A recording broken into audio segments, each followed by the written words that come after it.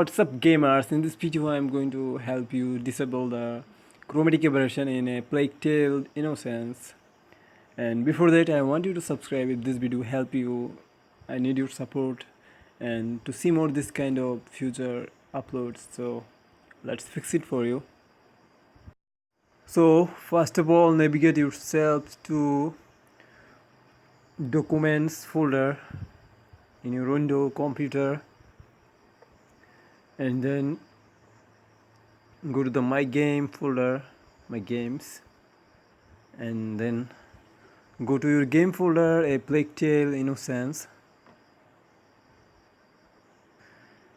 and then click on the file engine settings. Click on this file and open the file. Within the file, find this setting fringe and set its value to 0, and this will disable the chromatic aberration for you. So that's it, and please subscribe